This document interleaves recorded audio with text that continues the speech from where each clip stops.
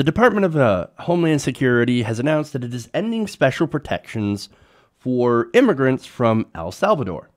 Now, this would affect approximately 200,000 people and basically would force them to either leave the country or face deportation. Secretary Kirstjen Nielsen said on Monday that the rationale, the justification for eliminating these special protections is that, the reason that they came here from El Salvador was there were two devastating earthquakes in El Salvador, right? So they allowed 200,000 people to come here as refugees in the wake of that using these special protections, right? So they allow them to come over here. Obviously, that was about 16 years ago. In that time, all these people had built some lives. So they settled here, they built lives, they had families, and so that's very problematic now. And here's the Trump administration saying, 16 years later, now that you've already established yourself in the United States and are basically citizens, you have jobs, you have houses, you have kids, party's over. Go home. But wait a minute. This is their home now. Again, if they're already here, they're paying taxes, they already have families and homes, why not just extend them a pathway to citizenship? That would make sense. But of course, this is the Trump administration we're talking about, and they're already making the decision. No, sorry, we're going to send these people back. Now, let me give you some details here. This is from the Washington Post about people with this status, right? These are the people that are going to be losing their status here in America. And it was a legal status, by the way, where they could get jobs, they could actually work, and they could own businesses and houses and do all the stuff that citizens can do under these protections, right? These people are fully vetted, fingerprinted, and incorporated into American society, right?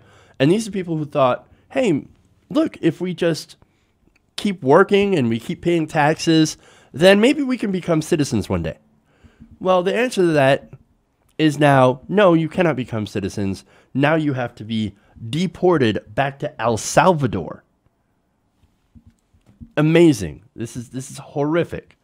Now, there's some problems with that, obviously. For one, El Salvador doesn't have the room. First of all, Salvadorian President Salvador Sanchez Cerén, I know I said that right, said he talked to Nielsen during a phone call to extend TPS so that Congress might have time to pass a law allowing them to stay permanently. Salvadorians, including TPS holders, had sent a record $4.5 billion of aid to relatives to El Salvador, so it's a big boon for their economy. And plus, they're right now facing a housing shortage. So they send these 200,000 people home, well, or to that place. They're not going to be able to find homes for themselves. That's awful. Not only that, but according to a study, nearly a third of them owned homes. They work in a wide array of jobs, from defense contractors to school cafeteria workers, office cleaners, and even restaurant owners. So they're sending these people. And not only that, but there are a lot of jobs that these people fill that regular Americans aren't actually qualified to fill. For example, Mark Drury, Vice President of Business Development for Shapiro and Duncan, said the end of TPS would worsen a lack of skilled tradespeople that is causing his company to turn down jobs. So now, a lot of people who were affected by this say that, well, we're not going to go home. We're just going to stay here illegally. That means losing our status. That means losing our ability to actually work. Now, that would be an enormous problem. So the very problem that the Trump administration says, oh my God, these people are here, they're lazy, they don't want to work. No, by removing their legal status to work, you have actually created the problem that you said exists. And you're creating the problem that you say you're solving by sending these people home. This is a completely boneheaded move.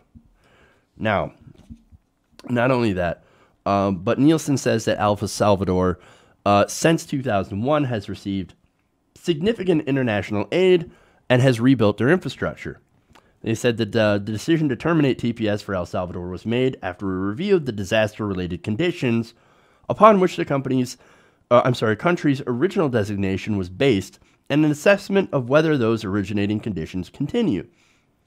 The Department of Homeland Security said, based on careful consideration, including recommendations received as part of an interagency consultation process, the Secretary determined that the original conditions caused by the earthquakes no longer exist. Thus, the current TPS designation must be terminated. So, basically they're saying, well, hey man, it's been a while since you had those earthquakes. Everything's fixed up, so you can go now. Get the hell out of our country. That's what this order is about. Now, the interesting thing is, this has been extended, again, 16 years, right? Over and over again by Congress and by the president. So the reason is that these people, once they came over, again, they established themselves. They've actually contributed to the economy. They built businesses, homes, and families. And so everybody looking at that, even Republicans like George W. Bush, they look at that and go, ooh, no, we can't send those guys back. Are you kidding me? No, these people are actually people that you want in the country. You want to have people who work hard and who build businesses and, create families and things like that. But under the Trump administration, we've decided that no, as a country, we don't care. We just want you out if you're brown. So that's the direction that this country is headed, and it's disastrous. Now, here's the conditions that these people would likely face going back. The government of El Salvador is pretty corrupt, not the most corrupt in the world, but pretty corrupt, and is also known as the murder capital of the world. I mentioned earlier that they don't have enough houses for people, huge crime rate. So that's the conditions, right, that we're sending people back into. Maybe not earthquake-destroyed conditions, but still pretty bad. We're going to send these people back, many of whom, again, have families. Yes, that's what the Trump administration is trying to do because they hate Latinos. Well, let me guess. This is Stephen Miller's doing. Now, Stephen Miller is a guy who was the driving force behind Trump's Muslim ban. He is a racist. For example, back in high school, his classmates used to talk about how much he hated Latinos because he thought they were all on welfare. So, of course, that's what they're going to do. They're going to take away these protections. And how about, in my opinion, instead of taking away these protections, maybe we should do some immigration reform with the pathway to citizenship. That'd be nice. That means that, hey, look, if you're not engaged in criminal behavior and you work and you pay taxes, you should eventually be able to become a citizen. Like these people, right? Now, nobody wants criminals or gang members here. If you're caught committing a violent crime against somebody, then you got to go, right? You got to go. But nobody in this group, as far as it's been reported, is a criminal. Again, these are people with professional careers, lives, homes, and families. Maybe, just maybe, we shouldn't rip apart those families and send people back simply because, oh, we don't want them here anymore. No, we do need to work on actual immigration reform. So I think we should extend this. Again, hopefully Congress does the right thing. They do have that option, but I'm not putting a lot of faith in the Republican-controlled Congress. I don't think they're going to do a whole lot, and I don't think the Democrats are going to have a strong enough backbone to also do anything. So it's not looking good.